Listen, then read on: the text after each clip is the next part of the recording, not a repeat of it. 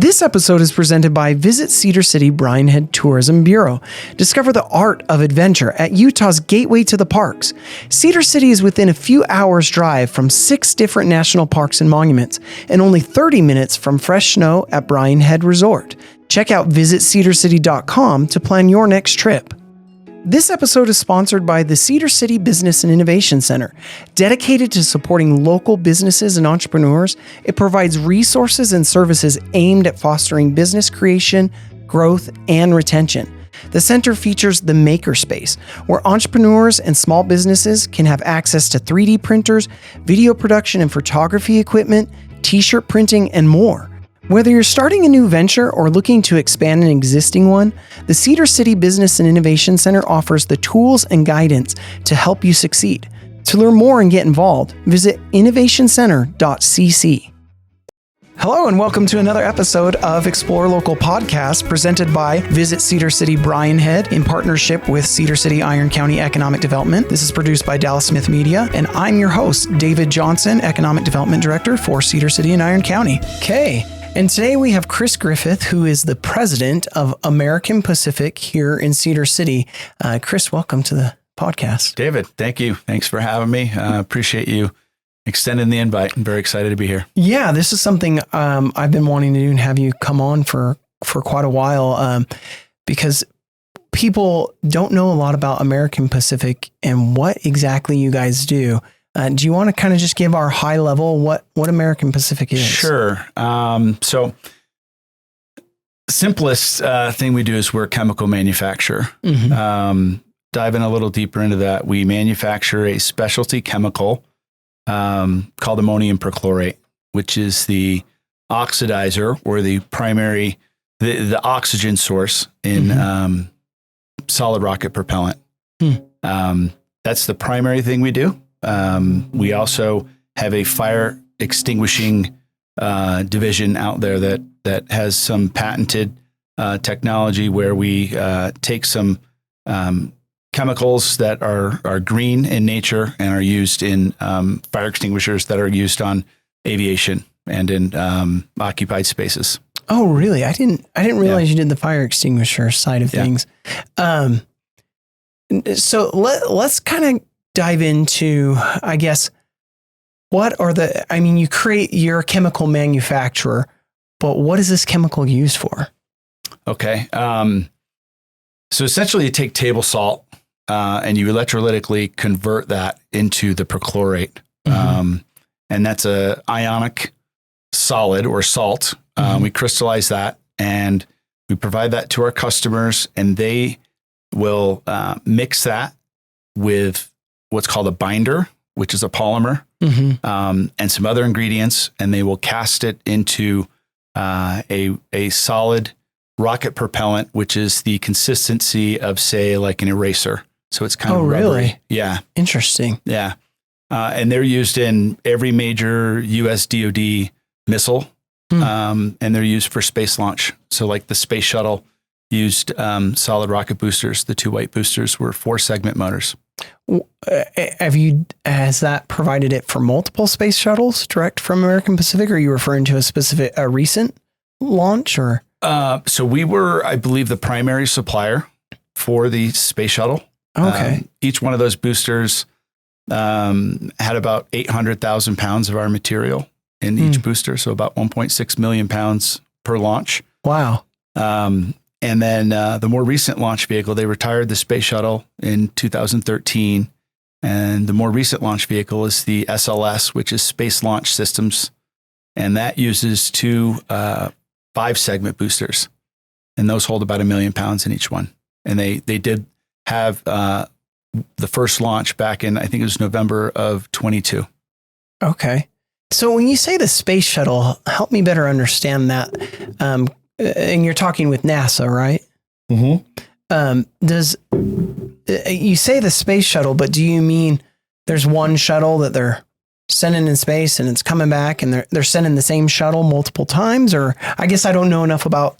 I believe they had 4 shuttle vehicles, but they were launched on a center liquid core, which is the orange central core of the vehicle, and then the two solid white boosters on the outside. You're talking like, when you see the iconic photos of the space shuttle standing upright vertically, that orange part. Yeah, Dallas is pulling it up here for us.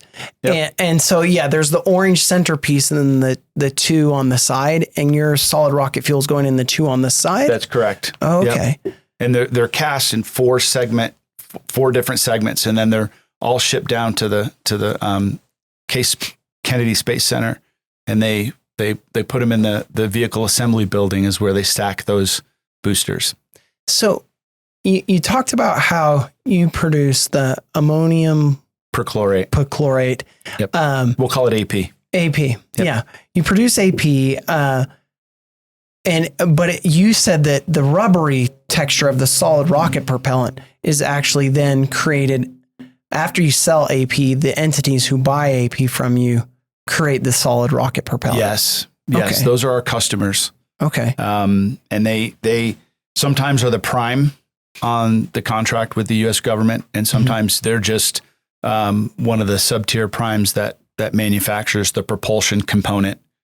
So you could look at a missile like GMLRS, and you would have a Northrop Grumman or an Aerojet Rocketdyne who would manufacture the solid rocket booster. Oh, I see. And then they would provide the booster, the propulsion component, to Lockheed Martin. And then Lockheed Martin would be essentially the integrator. They would put, the system controls on there, the navigation, the warhead, those types of things. So you probably can't name all clients, but like, are there clients that you can kind of, you mentioned Northrop Grumman. Are they one of your clients? Are there clients that you can talk about? Like what? Sure. Northrop Grumman is a customer in Aerojet Rocketdyne. Aerojet was just recently acquired by L3Harris. Okay. So Aerojet Rocketdyne is a subsidiary or a L3Harris company. General Dynamics is a company in the U.S. that we supply. With the geopolitical environment these days, the United States government in the last couple of years has done a great job of bringing additional solid rocket motors into the mix to have them look at building capacity and capabilities to kind of diversify the market a little bit and bring additional capacity online, as opposed to just leaving it to the the players that do it now, which is primarily Northrop Grumman, who's the largest, and then Aerojet Rocketdyne. Okay. And Northrop Grumman, they actually have a location here in Utah as well, right? They do. Yeah. They do. They manufacture their solid rocket boosters up in Bacchus and up in Promontory. Okay. They also have facilities in West Virginia and Baltimore. How long of a relationship have you guys had with them? Oh, geez. 50 years.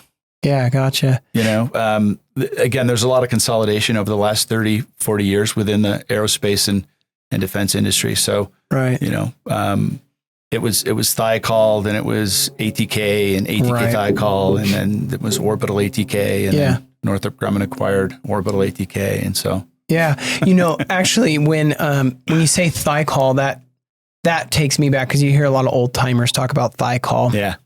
In Utah, especially in northern Utah. But I remember Aaron Starks from 47G, when he was on the podcast, I was telling him, and I'm going to kind of repeat this, but I remember when I lived out in Oklahoma, there was an old man that I met, and he was so proud because he worked for Thiokol, and he worked on parts for the dune buggy that's still on the moon. Yeah. Right. And back then, when I don't know, that was 25 years ago, I remember just being in awe that I met someone who worked on a part that went on the moon, that's still on the moon. Like that was so cool. And you could see why he was just beaming with pride with that. I mean, and a lot of people don't know and realize, and I'm not my parents are from Utah, but I grew up in the military. But I just remember thinking, Utah played a role in putting the dune buggy on the moon? What role? That you wouldn't, because you think of Houston, we have a problem, or Cape Canaveral, right? Those are kind of the places you think of when you think of spaceships.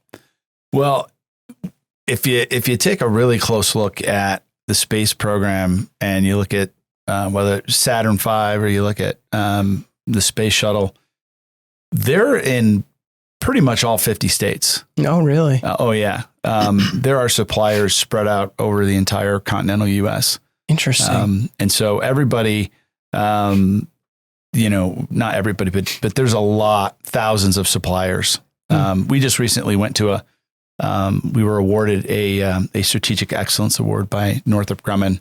Really? And recognized as a top 50 supplier out of over 11,000 suppliers. For Northrop Grumman has 11,000 suppliers. Can you imagine just managing that? It's incredible. That supply chain. And their spend, and don't quote me, but their spend on procurement is like $20 billion. Wow. I mean, they're a massive company. And the solid rocket boosters is a significant piece of that. Orbital ATK was a pretty sizable company that they acquired with a long history of successful solid rocket manufacturing and manufacturing those solid boosters for the shuttle for many, many years, as well as they manufacture a number of motors for various DoD missile systems that support the Navy and the Army and the Air Force. Right. So, but in all fairness, it's really spread out over the entire continental U.S. That's crazy. Amazing. Yeah, that is amazing. Now, have you had the opportunity to go watch some of these rocket launches or missile launches or whatever the case might be? Tell me about some of your experiences with that. Very, very fortunate. Probably the most exciting was back 2 years ago when they were going to launch the Artemis, or the Artemis is the program, but they were going to launch the initial SLS launch down in Florida. Mm-hmm. And they had a couple of delays and a couple of postponements. They have these windows of time. Yeah. I used to live in Florida, and everybody would gear up to go watch a rocket launch, and then it'd get canceled. Yep. Anyways, keep going. Yeah, and so Northrop, it's a really big deal, and they're a big contractor. Boeing also is a big contractor, and so they all have tickets and suppliers and folks that they invite, and there was, I think, three primary delays, 3 windows where it was a couple of days long, and they missed it and they had to delay it a week, and then same thing. And so they called us and said, "Hey, you want to come down? We have 4 tickets for you." And so we said, "Yeah, absolutely. We'll come down and we'll plan to stay through the window was like 2 days or 3 days long. And there were a couple of little windows within that time period that they could launch. And they launched the very first one, and I think it was like 1 a.m, which is way past my bedtime, even on the East Coast. It was incredible. It was incredible. I've seen one of those 5-segment boosters in a static fire up at Northrop and Promontory. And that's incredible. Really? And the force and the vibration and the feel of it's amazing. But to see 2 of them actually with the inaugural launch was, it was incredible. It was great to be there. So were you you mentioned tickets. So does that mean you were about as close as you can get to watch this rocket launch? We were in the stands with hundreds of other people. Are you wearing like earplugs and things like that, or no? It's not that loud. It's not okay. But the force of the vibration that you're talking about. Yeah, and the cool thing, even with the static fires, is you see it way before you hear it or feel it. Yeah. Because you got to let obviously the sound waves and whatnot travel. But it was just so exciting to see and know that our material was in this inaugural launch. And we were there with a lot of the Northrop Grumman folks, and the procurement guys and the executive team. And, it was just great to be a part of it.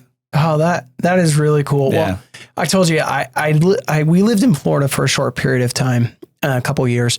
And I remember, I knew, Cape Canaveral and everything, where that was at, but I was dead center in the state.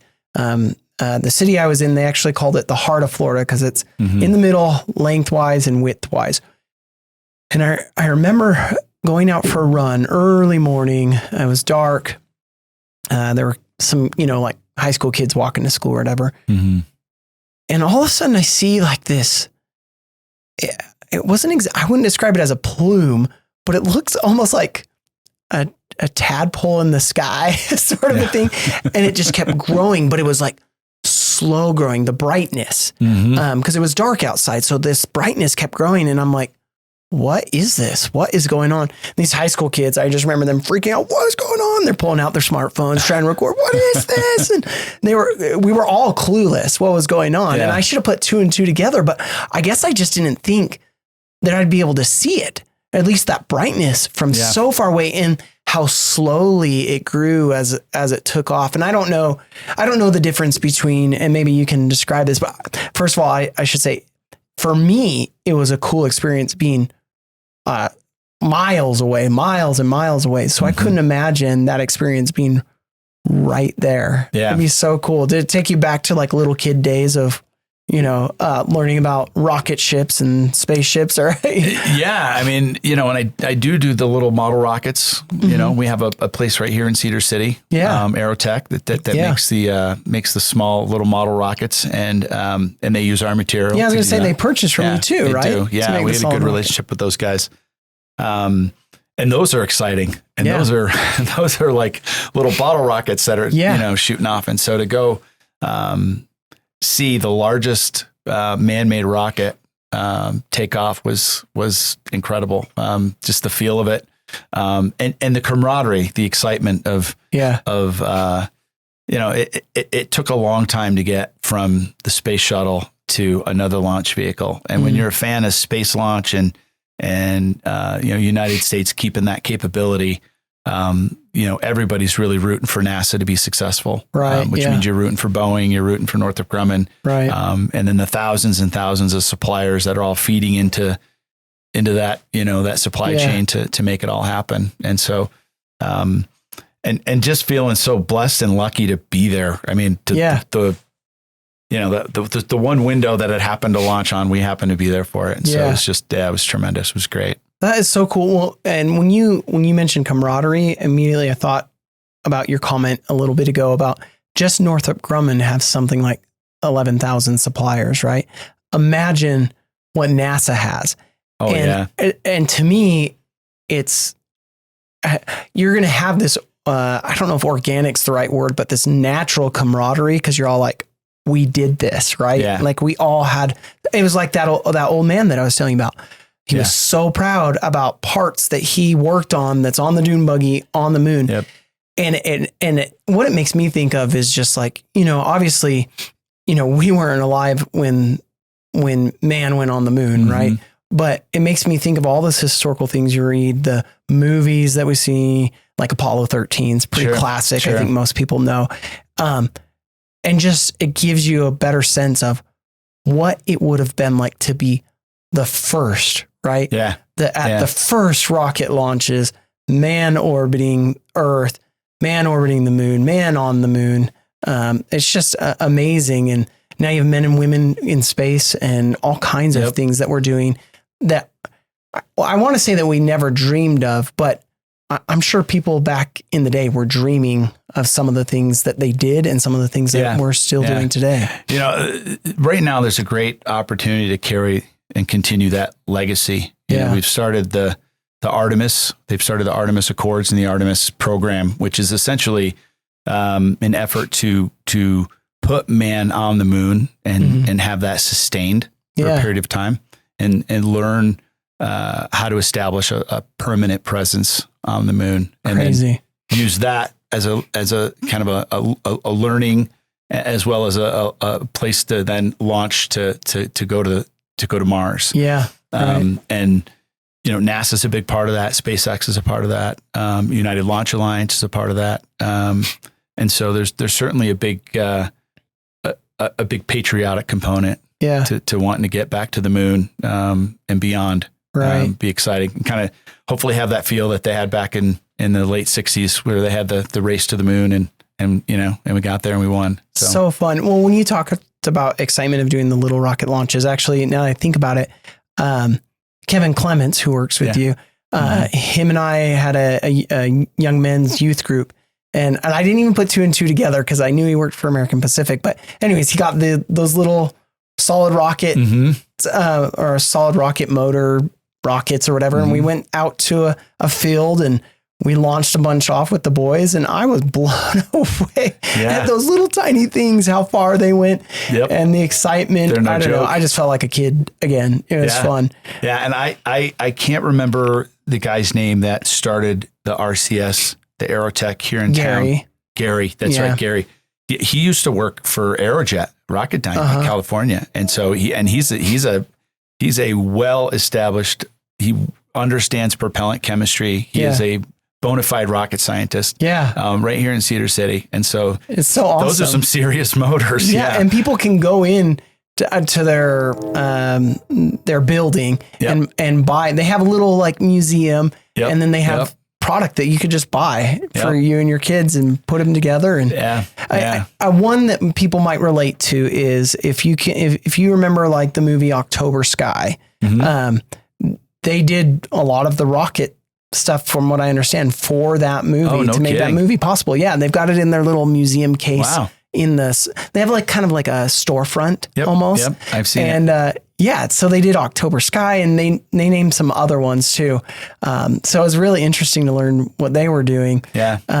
So it's cool to see from the hobbyists to the literal rocket scientists sending these things off. Trying now, we're talking about going to Mars. A couple questions that I had for you is so. You're supplying this chemical. Does like Blue Origin, Virgin, SpaceX, do they use solid rocket motors too? Do you know? Do not. What do they use? And maybe explain the difference. Yeah, they use liquid propellants. And so if you look at like the space shuttle or SLS, that orange core is liquid. Yeah, it's liquid. That's liquid propulsion. Those are liquid motors. NASA's using the liquid and the solid. That's right. Rocket fuel. Yep. They call it a hybrid, and it's a mixed system. If you look at a company like ULA, United Launch Alliance, they've had many years of successful launches using a launch vehicle called Atlas V, and that used a liquid core with SRBs, or solid rocket boosters, they call them, or solid rocket booster strap-ons. They can use anywhere between 0 and 5 solid rocket boosters on the Atlas V launch vehicle. And so they can really kind of dial in the thrust that they need to reach the orbit that they need to reach based upon the payload. Yeah. So you can kind of dial in what you need, where if you look at a Falcon 9, it gets loaded with propellant and you know, it has a capability to get a certain distance based upon its payload or whatever the payload is. But you know, ULA has the ability to kind of dial that in based upon the number of solid rocket boosters they add to the rocket. Obviously, the shuttle and SLS always use the 2. Interesting. But yeah, SpaceX and Blue Origin use just liquids. And what is the liquid? What is the fuel? Do you know? They also use a fuel and an oxidizer. So for the shuttle, they use liquid hydrogen and oxygen as the oxidant. Oh, okay.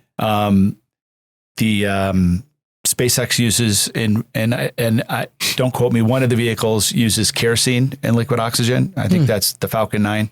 And then I think the Starship uses methane and liquid oxygen. Okay. I believe. So tell me what's the pros and cons, or what would be the reason of using hybrid versus just solid rocket fuel versus liquid fuel? Okay, good. All good questions. Yeah. And I'll try to answer it as best I can with kind of what I know. Sure. You know, they used to always say it's nice with liquids, not that you've ever seen them turn them off, but that you can turn them off. Oh, okay. So you'd be able to throttle them, so to speak, or if you had an accident or an issue, you could turn them off. Like a car or something, in simple terms. Solid rocket booster, essentially, once you light the match, it's going, it's burning, and there's no way to stop it at that point, right? So, you know, not that you've ever seen that, but certainly there's an ability to throttle liquids. The liquids that they use are commodity chemicals. I mean, liquid oxygen, liquid hydrogen, kerosene, methane. Those are, you know, not specialty chemicals like the ammonium perchlorate we make, or the binder that is used to the polymer that's used to kind of to put it all together and hold the propellant together. Kind of eraser rubbery feel you're talking about. Yep. That's all very specialized, very unique. You know, the infrastructure you need to mix and cast solid propellant is significant. And so the capital cost to establish that capability is a lot greater than it is for liquid propellants. I see. I think that with liquids, the challenges are the valves and the cryogenics and keeping the material cold and handling those materials. Probably some of the flow of the liquid. The flowability and again, I know a lot less about the liquid side of it, but we would joke about having Elon Musk and SpaceX someday using strap-ons, but he likes to vertically integrate. And so I'm not sure who he'd go out and vertically integrate with, but there are a lot of much smaller solid rocket motor guys out there nowadays. But I don't know that Elon's ever legitimately considered using solids. So what is the advantage of using solid? Because you said solids are much more dense. Okay. So you can compact a lot more in it. You can pack a lot more thrust in a much smaller size motor. Okay. Is it more, forgive my lack of terminology, is it more like a sustained release almost as the fuel burns off, or? I don't think it's any more, that would be a great question for a rocket scientist, for a real rocket scientist. I don't know if the sustained thrust is better for a liquid or a solid. Interesting. I would think with a solid, you would lose thrust over time because you'd burn through the propellant and you have the same size nozzle, or you might gain thrust because you're losing a lot of weight as the propellant burns. Yeah. And that's where the rocket scientists do their fancy calculations, right? That's right. That's right. Thrust and payload and etc. Yep. But for defense applications, I mean, it makes sense that if you're going to have missiles out in the field, and you're going to have missiles, on a ship, or you're going to have them, you're going to want solid propellant. You're going to want solid, something that you could launch immediately. Yeah. Given a threat.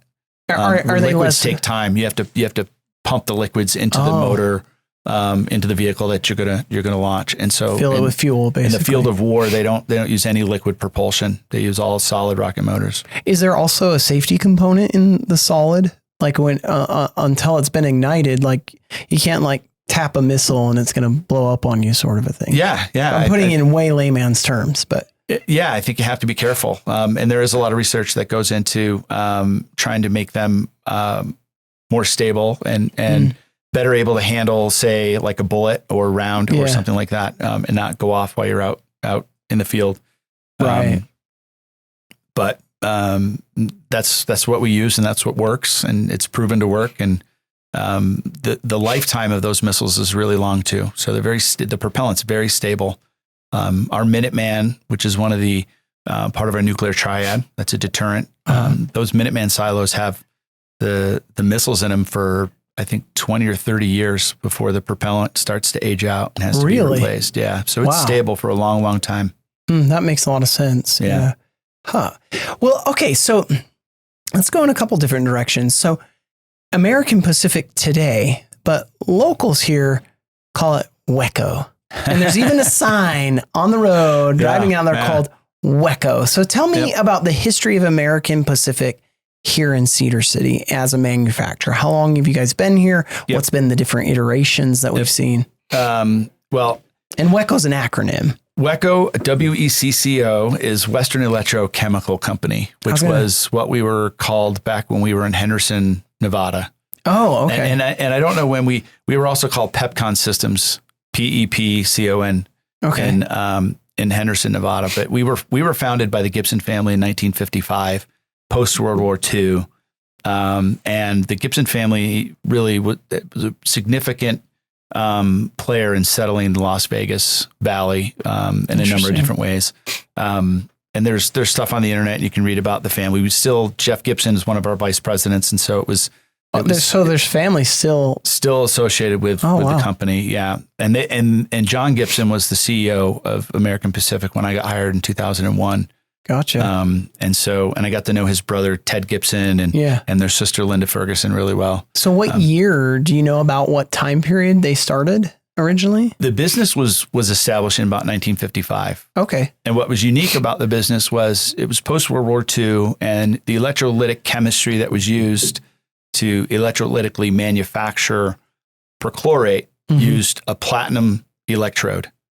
And the world's platinum basically was out of Russia. And there were concerns about having a process in the United States to make perchlorate that would be based upon the need for platinum that was being controlled by Russia. What if we can't get that platinum? That's right. The supply. That's right. So sort of similar to what we're facing now with a lot of critical chemicals and pharmaceuticals being manufactured in China. Gotcha. And the concerns associated with the fact that we've moved all of that manufacturing overseas, and now with the chance of a conflict, we're too dependent? We need this back inside our borders, and we need to be able to do these things here. So the Gibson family developed a novel lead dioxide cell electrolytic anode that we use to manufacture our perchlorate. So we're the only ones in the world that use that particular cell technology without platinum. Without platinum. It sounds some more cost effective too. So platinum, at least it used to be. I don't know what it's going for these days. Yeah, it's definitely still cost effective. And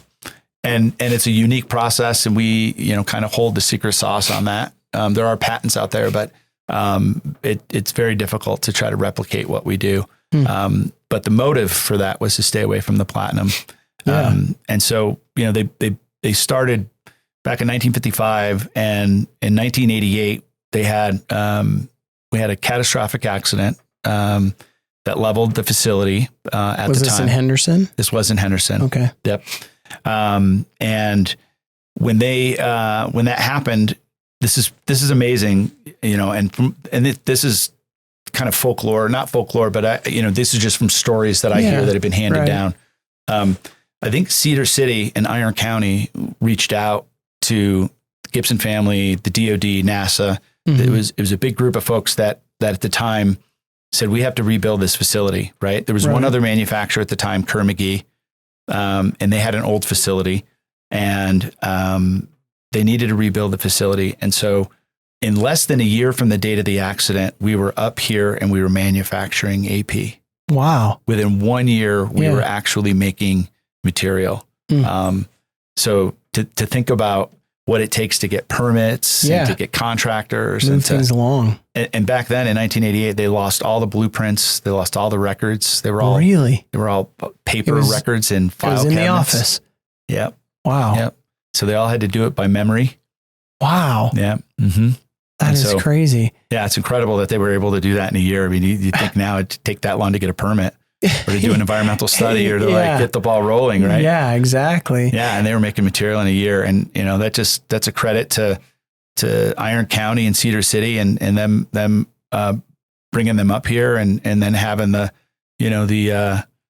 push from the United States government, DoD and NASA to want to get it done. So. Wow, that's a really cool story. I didn't know about that. And no bias, well, total bias here, actually.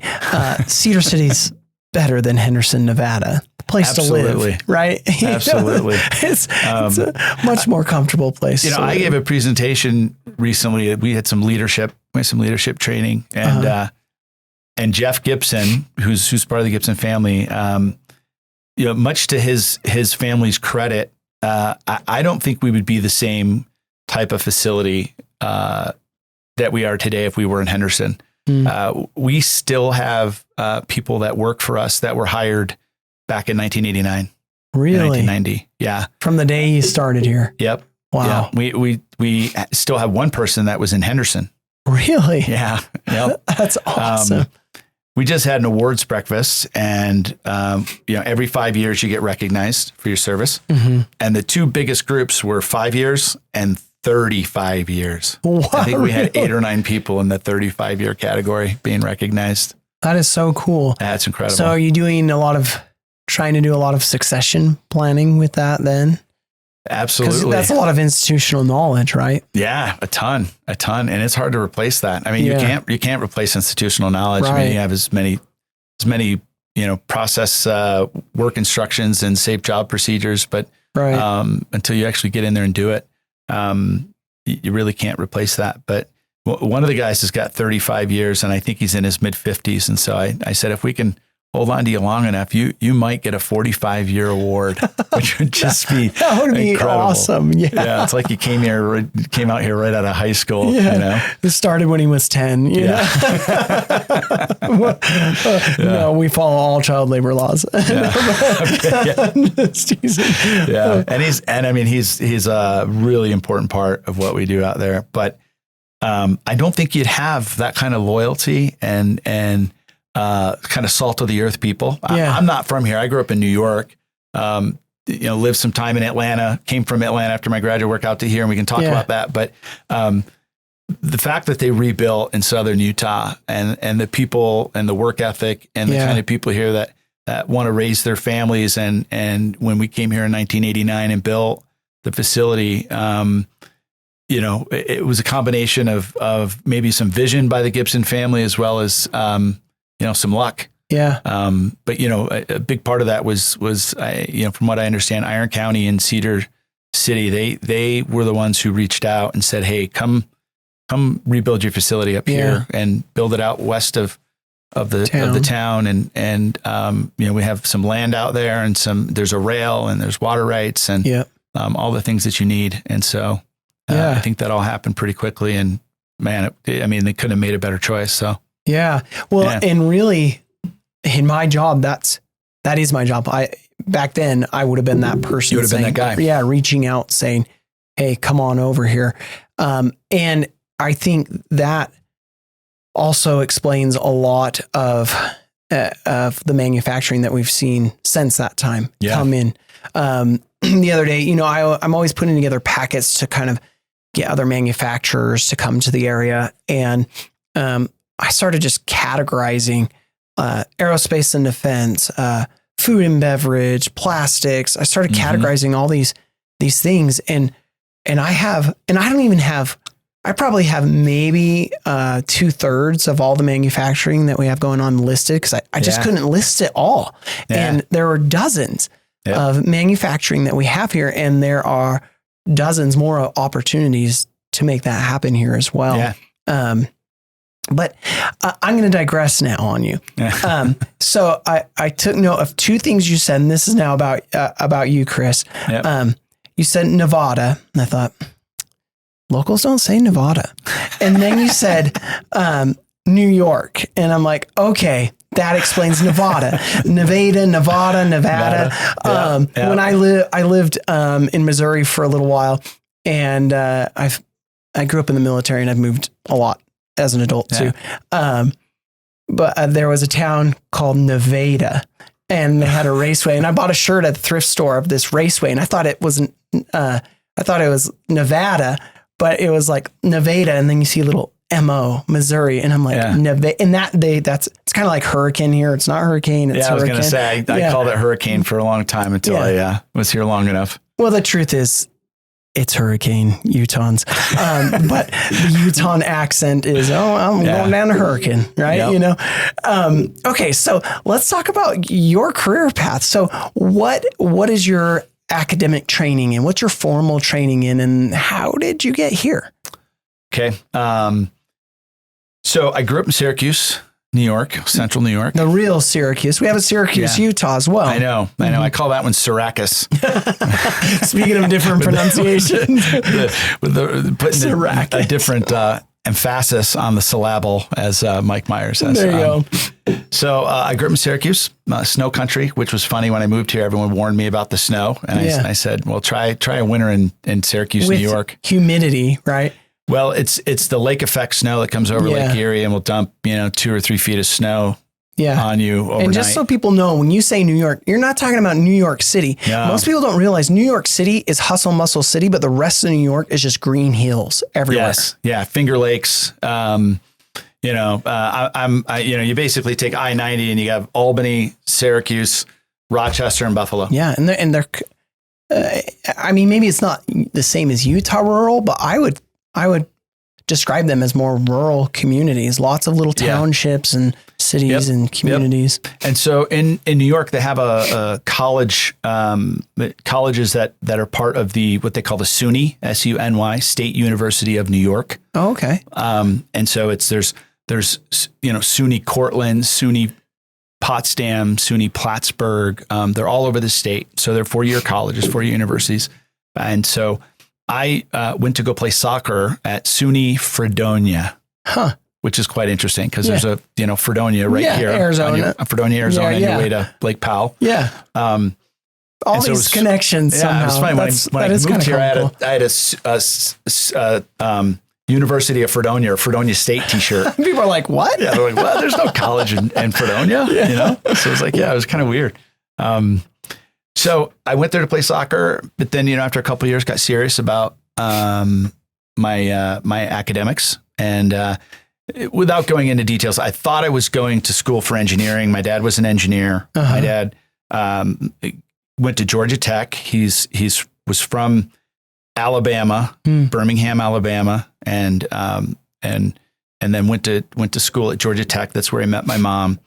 And he did a bachelor's in ceramic engineering and then a master's in nuclear engineering. They had like this nuclear reactor there on site for people to get a degree in nuclear engineering. So I always wanted to go there. Yeah, just growing up because my dad went there. Chip off the old block. I wanted to be an engineer. So it turned out I wasn't in the engineering program, but I ended up going and getting a degree in chemistry.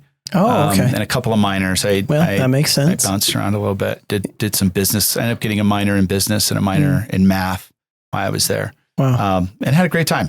College, I loved college. It was a really great experience. I think it's a great stepping stone for getting out of the house and growing up and that sort of thing. And so I was dating a girl at the time that was interested in graduate school and it got me thinking about graduate school. And that's where the seed got planted. Gotcha. And so after I graduated, I took a year off and applied to a number of graduate schools. And I visited University of Buffalo, Syracuse, NC State, and then Georgia Tech. And, fortunately, Georgia Tech, every time I visited a school, I loved it. And that's where I was going.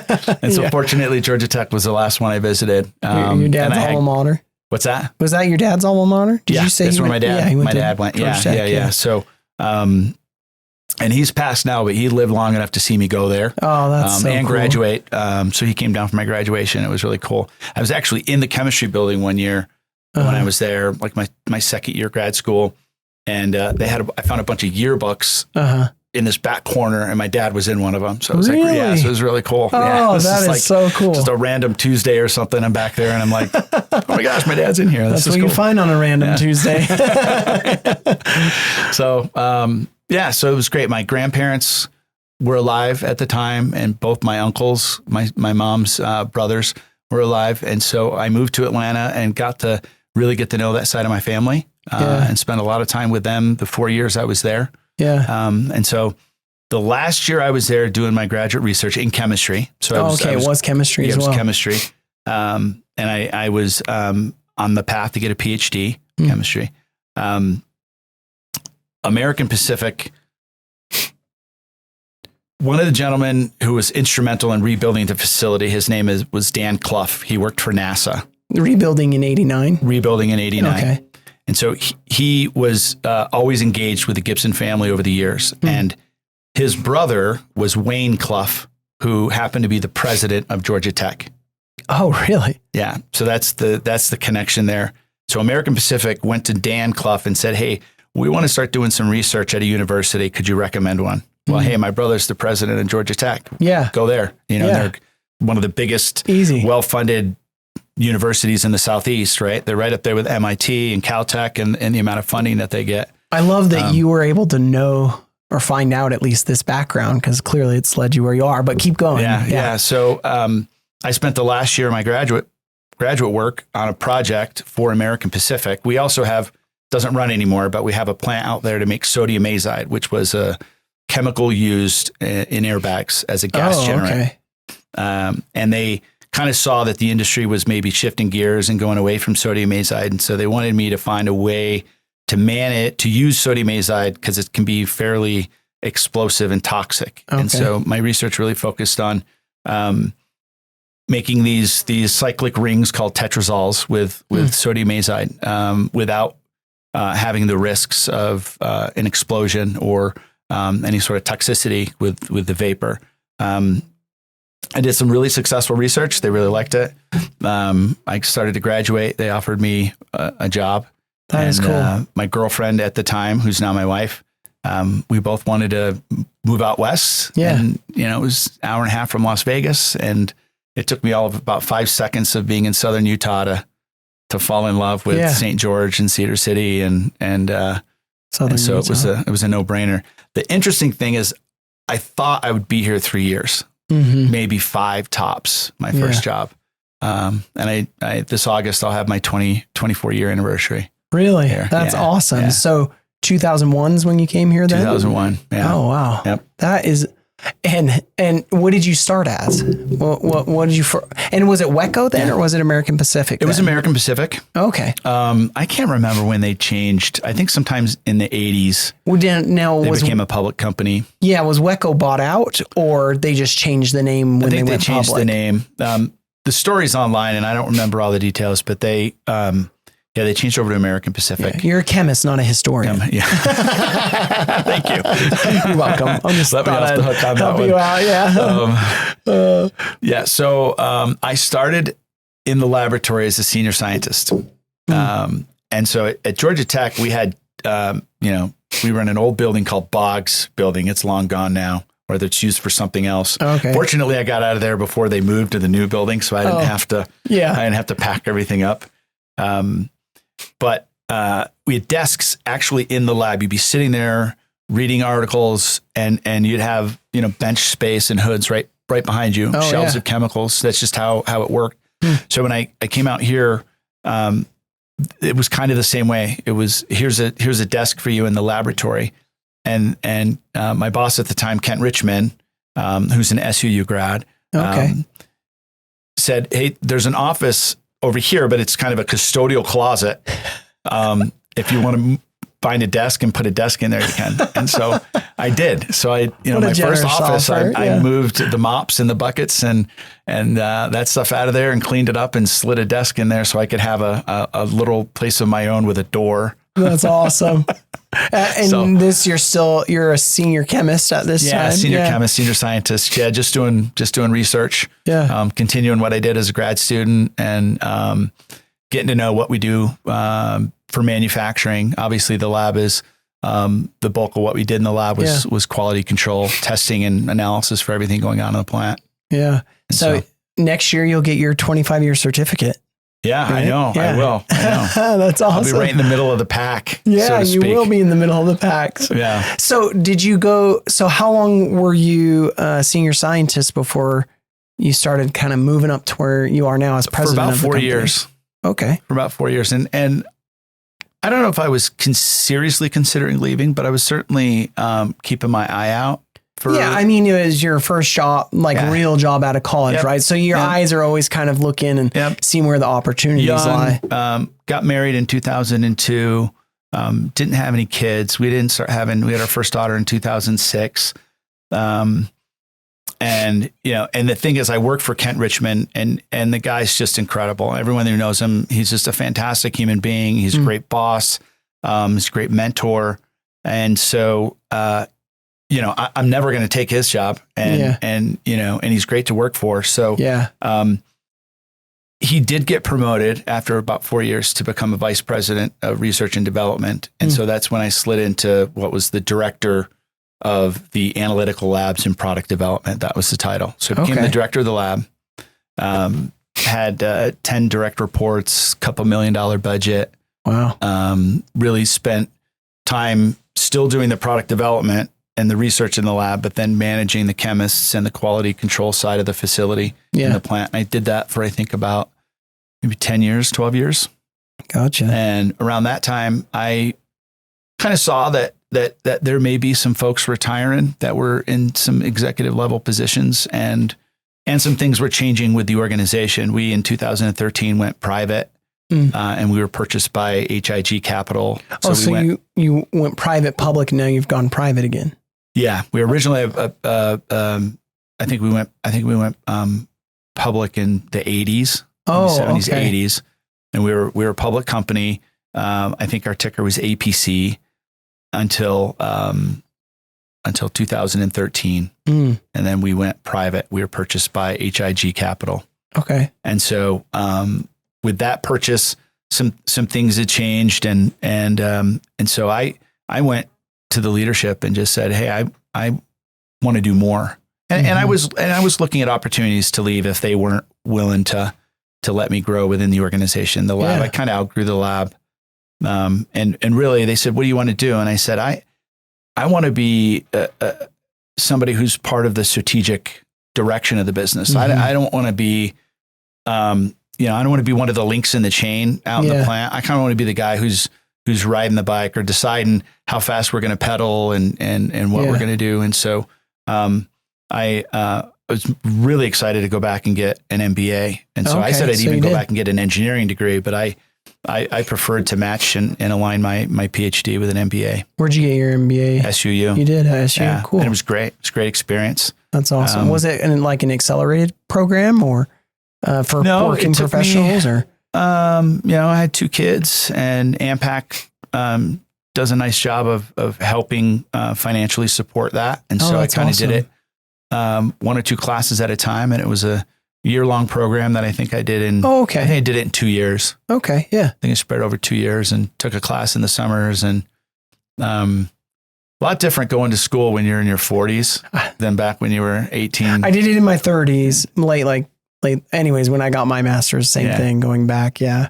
Yeah, I loved all the professors I had. I went in, I was old school, so I didn't want to take online if I didn't have to. Yeah, I wanted to sit in a classroom. So yeah, and I spent time going in and getting to know all the professors and kind of talking to them. And I don't know how people do the online stuff. I like the engagement. That's me. Yeah, the classroom, and as is clear with the podcast. I like to engage more one-on-one with people, even though this is going online, I guess. But I just feel like there's the way you learn when you engage in that way. That's a whole nother digression, but well, that's cool. So that was great. So, shortly after that, we got acquired, sold and bought by another company, and they, still a private company, or is this company public? Another private equity bought us in 2015, I think, 2015. It was not Huntsman Chemical, it was Huntsman Family Investments, HFI. Oh, okay. Yeah. And like the Utah Huntsmans? Yeah, that family. And it was I think it was Huntsman Family Investments, which was like a philanthropy business, wing, that private equity that they started. And they were great. But we at the time, we still had headquarters in Las Vegas, the Gibson family, and all of our accounting and a lot of the high level business guys and CEO and vice presidents were all in Las Vegas. And so they chose to close that office and offer folks the opportunity to come out to Cedar City, and a few folks did. Wow. Really centralize more was the idea. Yeah. And just kind of get all under one roof. Yeah. And have us all in one place here in Utah. And so that was, at that time, that's when they moved me out of the lab and over to the role of director of marketing, which is kind of a misnomer because we don't really market. Sure. It's more that business to business. Yeah, that's what I was going to say. The relationship building with your suppliers and your buyers and et cetera. Yeah. Yep. That makes sense. I did that till about 2019. And then our vice president of contracts and marketing retired, and they moved me into that role. And in 2019, the Huntsman Family Investments divested us and sold us, and we were purchased by a company called AE Partners. Okay. And they're a private equity that is focuses their purchases in the aerospace arena and market. Yeah. And they were fantastic owners. And so I spent, and I was a part of that transaction. So it was a really great experience to be a part of building that whole platform and presentation, and then engaging with all the different. Applying your MBA now. Yeah. What's that? You are now applying your MBA. You've been applying your chemistry. Yep. And now you've got the MBA that you're throwing in there. Yep. It was a great experience. It was a lot of work. Selling a company Yeah. a lot of work. Is that who current ownership is right now? The parent company? No, we then, AE held us for 3 years and they sold us, and the transaction, took place in January of 24. So that was New Market Corporation. So I thought there was a recent purchase. A little over a year ago was when it closed. And they're a publicly traded company. They're in the petroleum additives business. And so we're out of the private equity loop. Yeah. And we're a long-term buy, a strategic long-term diversification buy by New Market. Awesome. And again, just great group of people. Yeah. Just really fortunate. And they're very long-term and they're in it for the long haul. They've been around since, I think, 1887. They've been around for 135 years. Wow, that's great. Yeah. So when did you step into the president role? What year was that? It was July of 24. Oh, so it was like ago. Right after I got here. Yeah. Because I got here, I think, November of 23. Yep. So, wow. Okay. That's cool. I thought it was pretty recent. When you and I had initially met and everything. And that's when, and at the same time, the Kevin Clements, you know real well, he moved over into a role of VP. Okay. Of sales and finance for a short period, and now he's vice president of operations. And so Kevin's my guy. Your right-hand man, right?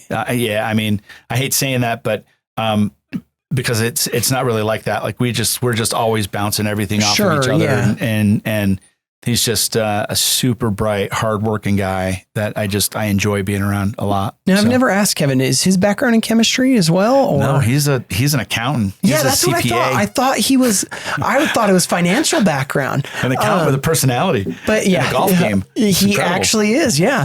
Well, and you need that though, because if everybody that worked there were just chemists, right? You kind of need that perspective of business management as well. It's beyond just the product. It's how do you manage the business? Which obviously American Pacific has been doing very well for a long time. Yeah. Now, I remember on the website, I looked, there's the AP, but there were two main products you guys list on your website. There was something, I think, started with the H. Halotron. That's the fire extinguishing agent. Oh, okay. So that's what you were talking about earlier. Yep. One question I did want to ask you, and this is layman, and is we talk about solid rocket fuel, and then we talk about solid rocket motors. Obviously, the solid rocket fuel, solid rocket motor go together. But what's the distinction in how I understand how a fuel engine works? Most people do, I think, at least superficially, most people do. What's the difference in a solid rocket motor? They're kind of used interchangeably. I mean, are they? Okay. Yeah. And, people will often refer to what we make out there as a rocket fuel. Okay. It's actually not a fuel at all. In liquid form, at least. Yeah. Well, our ammonium perchlorate, in a strict sense, it's an oxidizer. Oh, it doesn't become a fuel till maybe you combine it with some of these other components? It really isn't even the binder is technically the fuel. So, yeah, that's what I was wondering. So AP is an oxidizer. It wants to oxidize organic materials. Which feeds the fuel, it's the oxygen source, and it's the fuel for combustion, or the component of combustion. It's like the air you blow on your campfire to get it going. You need oxygen. Is that a fair layman explanation? Not a chemist explanation. Yeah. I mean, it's fair. It's fair. In the strict sense, it's not a fuel. Interesting. But it's the oxidizer in the propellant. And so it is the primary ingredient. So in a solid rocket booster, and I use that interchangeably, solid rocket motor, solid rocket booster. And I noticed that. That's why I was kind of asking if there was a distinction. So it's all. Yeah. I mean, booster is really more geared for like the strap-ons, like the shuttle, SLS, the boosters that get on ULA. We call those SRBs, or solid rocket boosters. Solid rocket motors, SRMs. It's more for the defense missile systems. We tend to call those more solid rocket motors, but that all gets kind of interchangeably used. I see. That makes sense. But it's usually, for the vast majority of solid rocket motors, the propellant is 60 to 80% of our material. Oh, okay.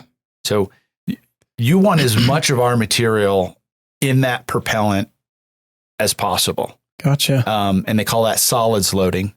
And so what they will often do, and again, I'm outside of my field here on this, but if you think of a jar being sort of the casing, the motor case, you know, and you put some large marbles and smaller marbles, and then you put some pebbles, and then you fill it with some sand. That's what they'll do with the AP. They'll use lots of different size AP.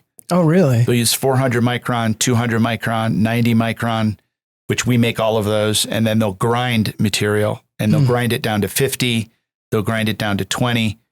And when you take ammonium perchlorate and grind it, as soon as you get it under 50 microns, it is now a 1-1 explosive.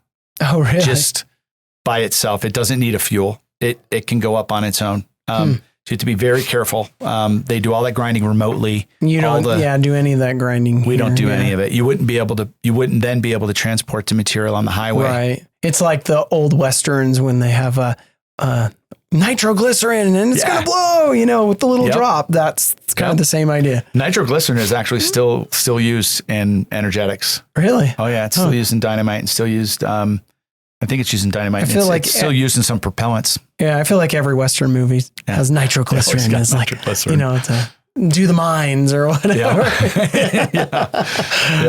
Yep. Oh, that's interesting. And so, they grind it remotely. And so anybody who manufactures solid rocket motors will have a grinding capacity or capability on site right there. They do it remotely. And so we make those other particle sizes. And then certainly, you know, the unique thing about ammonium perchlorate is that the particle shape and size and integrity, or what you would take all of those things and put them under the header of kind of morphology, the size, the shape, the surface chemistry, all of those things affect the ammonium perchlorates. It affects the burn rate of the propellant. Okay. And that's what I meant like earlier when I was talking about, is it more sustained release? Like how fast does it burn? Yeah. Particle size dictates that. Solids loading dictates that. Interesting. You know, the type of binder that they use, there are multiple binders. They add other ingredients into the propellant that can affect burn rate. And again, you know, these things are launched from the surface of the earth, but then they're going out in the atmosphere where you have different changes in temperature, pressure. Oh yeah. There's a lot of stress and strain put on the motor. And so the propellant has to be able to withstand all of those changes and still function properly. And so the ammonium perchlorate is very unique to a propellant formulation. And so you could buy ammonium perchlorate from, say, a Chinese manufacturer or from somebody else. And in the strictest sense, their AP is the same as ours chemically. It's ammonium perchlorate, and you can run tests in the lab and measure its purity, its moisture content, its impurities like chloride, chlorate, the other impurities that would be present. All of those things might be perfectly aligned, ours and theirs. Yeah. But how the propellant performs that uses our AP versus the propellant with another supplier's AP will be different. Yeah. Without a doubt, it'll be different. Gotcha. And so when they take your ammonium perchlorate and they develop a propellant formulation, that's called, they qualify your material. And they do this with the other ingredients too. Your material is now being qualified in that motor, in that program. And then they don't want you to change how you make your AP. Really? So we make AP today the same way. Essentially, we made it in Henderson because they rebuilt the plant that way. And the way that we make AP at our facility here today is exactly how we made AP in 1989. Because they don't want us to change anything. Yeah. There's things we could do to make our plant more efficient. There's things we could do that would change. It would ultimately change how that AP performs or functions in the propellant. And the Department of Defense and NASA and those folks don't want that. Yeah. Yeah. They want consistency. They want consistency. Yeah. It's incredibly important. So explain to me in like 2 sentences, like where do you get, what is the product that you make AP out of, and where do you get that? Is it like mined out of Kennecott or where? Table salt. It's just table salt. Table salt, sodium chloride. And where do you get that? What are the suppliers for that? I have never even thought about table salt, how we get the table salt. Yeah. It's mined, but for us, we don't ever buy sodium chloride. Okay. So we refer to sodium chloride in a solution as brine. Oh, okay. Brine. So it's brine. And our process is closed loop. So yeah, I don't want to go too deep into the chemistry. Right. I understand what you mean on the closed loop. We take the chloride molecule electrolytically and we hang oxygens on it. We hang 4 of them. So we take sodium chloride and we electrolytically force 4 oxygens to covalently bond to the chlorine molecule. And that's the perchlorate. It's Cl for chlorine and then O4, 4 oxygens with a minus charge. So it's ClO4 minus, and then you have the sodium plus. So that's sodium perchlorate. We then take that and we react that with ammonium. That's where you get the ammonium chloride. And the way we get ammonium chloride is we react HCl with ammonia. That gives us ammonium chloride. We react that with sodium perchlorate. That makes ammonium perchlorate. And our byproduct of that is sodium chloride. Interesting. So we separate the sodium chloride from the ammonium perchlorate and we recirculate that back to the front of the process. And that's now our sodium chloride to start the process again. So you're essentially using the same byproduct, using the same byproduct to restart the process again. The sodium perchlorate, ammonium chloride is the sodium chloride. And so they call that closed loop. So our byproduct, we then recirculate back and it's our starting material. So then you said you put in the oxygen to that, right? Mm-hmm. That comes from the water. So you utilize like your wells. Do you have wells that you pull water from to then? We do have process water that we take from the wells, but we don't use a ton of it. So a lot of the water comes in with the HCl, with the hydrochloric acid. So you don't have like some supplier of materials that you buy from to do this because of this closed loop system and the water that you have. Yeah, we have some suppliers. We buy ammonia gas and hydrochloric acid to make the ammonium chloride, and I was picturing like truckloads of sand or something coming in that you go through and you chemically change. I mean, that is so crazy. I didn't realize and those suppliers. We've had those suppliers for 50 years. So, is there some sort of micro loss in the byproduct over time, or is this the same byproduct for the last 20 years? That goes through this closed loop. I said a couple months ago when we were out there with some technical people, I joked and I said, the sodium molecules that are out here have been out here for 35 years. Yeah, They theoretically, the sodium Na plus has been going in a circular loop. So we do sell some sodium perchlorate. Okay. So some of it does go out the door, but do you have any loss in that closed loop, or is it 100% there is some loss. Okay. There is some loss. So when you filter off your ammonium perchlorate crystals, you then have what you call liquor. Yeah. And that's the solution. Not the kind you buy from the store. Yeah. Not that kind at all. And it has a lot of sodium chloride in it, and it also has some AP in it.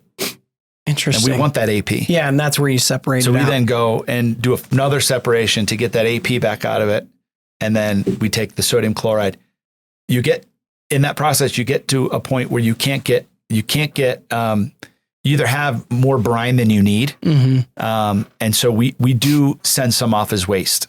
Wow. Because we also buy chlorate, which is one of the chlorine molecules on the path to making perchlorate. Yeah. And we do that because it's faster. Yeah. It's faster. It's kind of supplements our process. Well, thanks for indulging me and making me feel like I could nerd out to chemistry, which really, I don't think I've even looked at chemistry since like, I don't know, maybe a sophomore high school. Yeah, something like that. Okay. The thing I want to kind of wrap up with and close with, what do you see for the future of American Pacific, and what are you guys doing out there? That's kind of where I want to end with what you can talk about of what your future plans are. Well, we have right now. Our industry. We've had since the shuttle stopped flying in 2013. Mm-hmm. We've had 10 years of very, very low volumes, and so the industry is really. We've gone through some tough times, but we weathered those times. We've found ways to run our operation very lean with people and resources, and still make that same exact material we've always made, the same quality. Mm-hmm. But we've turned a corner, And with everything going on geopolitically with Ukraine, the Middle East, the threat of China and Taiwan, it has moved the industry from the military side as well as space launch. You have a lot of space launch going on right now. Yeah, I mean, it was weird to be able to name like 4 or 5 different companies that do space launch. Yeah, and the big one we support NASA. Is ULA, United Launch Alliance. They use strap-on boosters that are made by Northrop Grumman. So Northrop Grumman makes the strap-ons for ULAs. It's called the Vulcan. Vulcan Centaur is their launch vehicle, and they've had 2 launches so far. Yeah. And so a lot of material we make goes to Northrop so they can make those they're called GEM 63 XL boosters. So we have a really bright future with a lot of demand. And we've spent a lot of effort looking at expanding our capacity, in fact. So it's really strange. We spent the last 10 years really figuring out how to do more with less and scrape and claw and get by and stay profitable. And keep all of our employees, keep all that intellectual property of the people and that intellectual, within all our workers. And now we've turned a corner and we are evaluating expanding our facility, which locally would be great because we'd certainly be able to hire more workers and bring more people on. And it really solidify our future. So the future is bright, very bright for us. That's awesome. Well, yeah, I mean, I've just seen you must be living under a rock if you haven't heard all these different companies that are doing space exploration or rockets or sending satellites up into the sky. I mean, it's not just NASA doing these types of things anymore, which is just so fascinating to me. Space launch has found its way into the commercial arena. Realm. Yeah. And, a big proponent of ULA's launch. Their launch manifest for ULA's Vulcan vehicle is to support Amazon Kuiper. I don't know if you ever heard of Amazon Kuiper. I haven't heard of Kuiper. Is the satellites they want to put up to compete with Starlink. Oh, okay. I was actually going to ask if that's what was going on. That's what it's for. Amazon wants to bring internet service, direct to satellite service to every nook and cranny in the world. And so Amazon has already contracted I think it's 38 launches with ULA. Wow. And so that's awesome. A huge commercial driver for ULA. And ULA also, the Vulcan also supports the national security space launch and that sort of stuff too. So what a cool concept. I remember when I first learned about Starlink, I was where I was living before we were here. It just dark sky. I mean, every night at my house on the mountain, I could see the Milky Way, perfect, crystal clear. And I remember I was out for a very early morning run and I see this trail of 8 lights. And I'm like, am I, for lack of a better term, am I tripping here? Yeah. What is this? I'm like, and it was just very UFO-ish. Yep. And I'm like, and I get out my camera and I think I shared it on some sort of social media. And I'm like, anybody have any clue? And somebody says, oh, that's Starlink. Right? Yeah. I'm like, that's what that is. It just blows my mind. Some of the cool things that we're doing. And it's so cool to have American Pacific here with such a long history. Tell me the number of employees that you guys have right now. We're about 160. 160 employees, a major employer here in Iron County. It's just such a pleasure to have you here and to be part of that diverse ecosystem that we have here, contributing to a lot of jobs and quality of life. I mean, and it's just fun to hear some of the background of American Pacific. And I'm sure there's going to be a lot of locals that are going to be very interested, as well as manufacturers that are interested in kind of hearing the story and what you guys are doing. So we'll keep an eye out on our website for when we hire. And I think if we step into this in this expansion, we won't do all the hiring overnight. So we'll be hiring people for the next year or two. It'll take a long time to get enough employees out there. Just got to get them trained and settled. But we're proud to be a member of the community here in Cedar City, and just about everybody out there is a local. A lot are born and raised. And so we're proud to be part of a great community. And thanks for having me on the show. Yeah, for sure. Kris Griffith with American Pacific. Thank you so much for being here. Thanks, David. Appreciate it.